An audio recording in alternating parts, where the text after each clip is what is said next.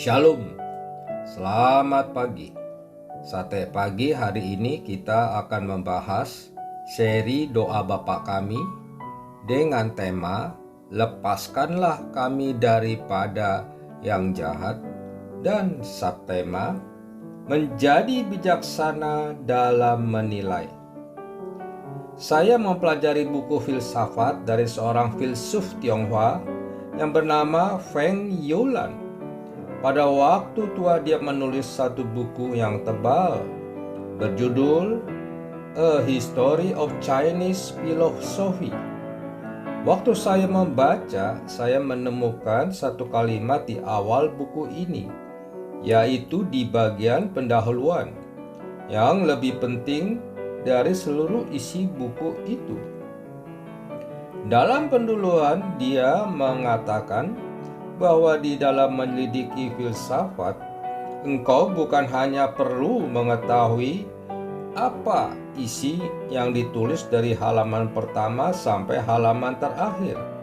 Engkau perlu menyelidiki motivasi dari penulisnya.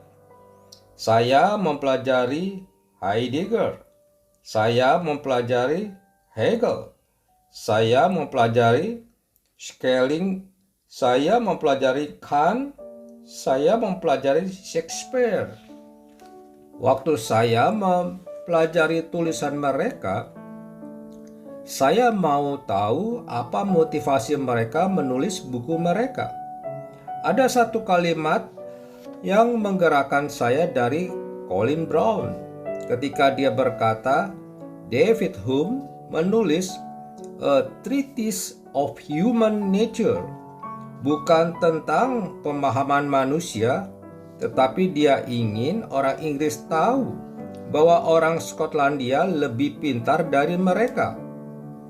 Motivasi utama dia menulis buku itu ialah untuk memberitahu orang Inggris bahwa orang Skotlandia jauh lebih pintar daripada orang Inggris.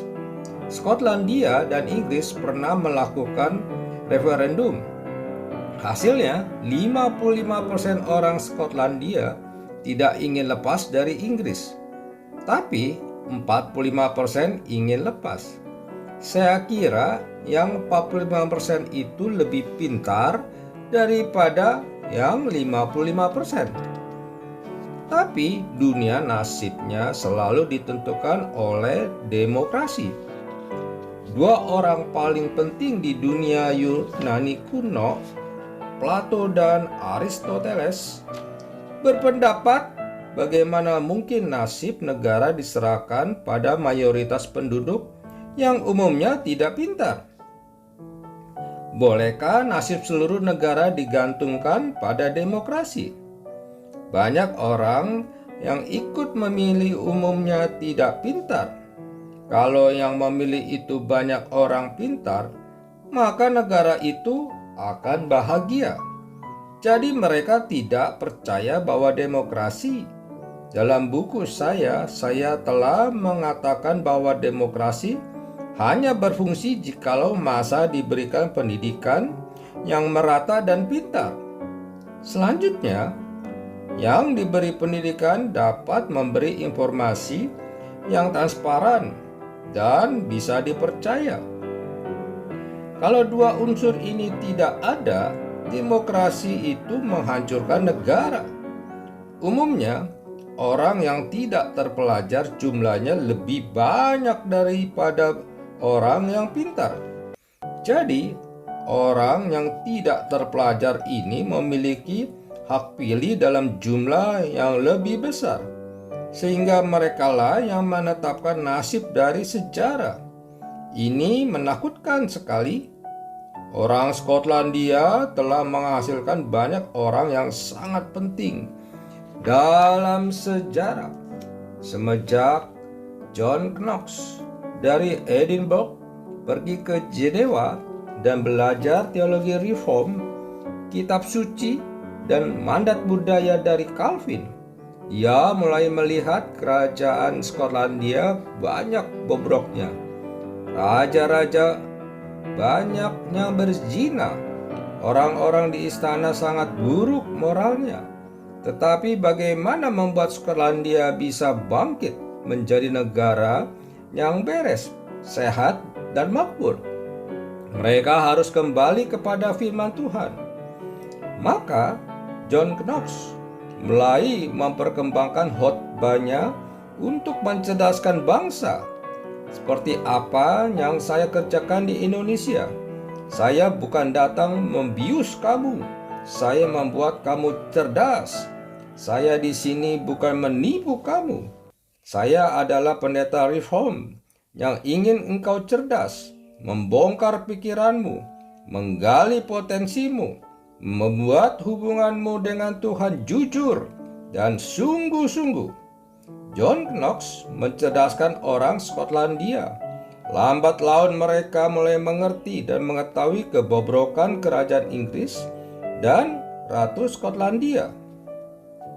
Skotlandia mempunyai seorang ratu yang bernama Mary. Di Inggris pun ada ratu yang bernama Mary dan dijuluki Bloody Mary karena suka mengalirkan darah rakyat. Satu hari Bloody Mary berkata, "John Knox, engkau tidak mau mengaku Katolik, engkau mau Protestan, saya akan membunuh kamu besok." Tuhan tidak mengizinkan hal itu terjadi. Malam itu sang ratu mati terlebih dahulu. Seorang John Knox menjadi jiwa dari Skotlandia dan guru dari seluruh bangsa. Skotlandia menghasilkan begitu banyak orang pintar, meskipun sebagian adalah orang-orang melawan Tuhan. Selain John Knox, Skotlandia menghasilkan Adam Smith yang menulis buku The Wealth of Nations mengenai teori kekayaan seluruh dunia melalui pembebasan pasar, sehingga ekonomi kuat melalui persaingan yang sehat. Teori-teori dari Adam Smith berlawanan dengan teori Karl Marx. Karl Marx mau membantah teori ekonomi dari Adam Smith. Marx mau menghancurkan penganiayaan yang dilakukan orang kaya kepada orang miskin. Dia melihatnya sebagai penindasan kaum buruh. Tetapi setelah bisa menemukan kelemahan-kelemahan itu, dia tidak bisa menemukan obatnya. Jika seorang dokter bisa mengetahui engkau sakit apa, tetapi tidak memilih obat untuk menyembuhkan engkau, maka engkau tetap akan mati. Kalau seorang dokter bisa mengetahui apa penyakitmu, tapi tidak bisa mengobatinya, maka engkau hanya tunggu mati. Maka dokter itu tidak ada gunanya. Jika dokter itu bisa menyembuhkan engkau, itu baru berharga. Di dalam sejarah, masyarakat dan gereja juga sama. Saya bisa menunjukkan dosa-dosamu, tetapi sesudah itu bagaimana? Sama-sama masuk neraka. Tetapi kalau saya bisa mengatakan, datanglah kepada Yesus Kristus, maka engkau akan diselamatkan.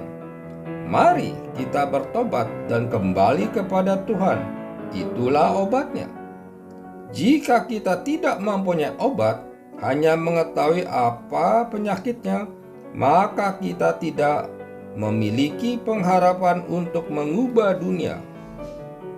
Orang Skotlandia banyak yang pintar, dan motivasi David Hume menulis buku itu adalah untuk memberitahu dunia bahwa orang Skotlandia lebih pintar daripada orang Inggris, tidak kalah dari Inggris yang menghasilkan Newton, Shakespeare, Tennyson, dan Robert Browning. Kita harus belajar menjadi orang yang bijaksana. Jangan terlalu cepat menilai sesuatu, jangan terlalu cepat menerima sesuatu. Jangan terlalu cepat ditipu oleh keuntungan yang kita inginkan. Ingatlah, di belakang semua itu ada siasat setan. Yesus berkata, "Nyala engkau, setan, pergi daripadaku." Dia sama sekali tidak mau berunding, tidak mau diskusi, bahkan tidak mau mengetahui berapa banyak uang yang akan diterima. berapa banyak negara dan kekayaan yang akan diberikan kepadanya. Nyala engkau setan. Dari sini kita tahu bahwa Yesus berhak mengajar doa seperti doa Bapa kami. Suatu hari engkau akan berhenti hidup di dunia, dan engkau yang telah mengambil kekayaan dan diberikan oleh setan, ketika bertemu dengan Tuhan baru tahu itu siasat setan yang membuat jiwamu binasa untuk selama-lamanya.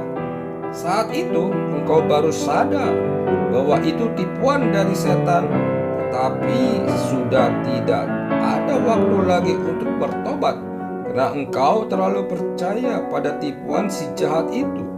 Itu sebab Tuhan Yesus berkata di dalam doa Bapa kami, "Tetapi lepaskanlah kami daripada si jahat." Tipu-tipuan itu selalu manis. Tipu-tipuan itu selalu dibungkus dengan indah luar biasa.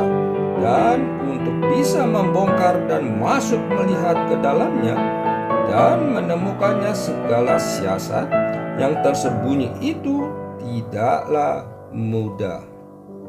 Amin.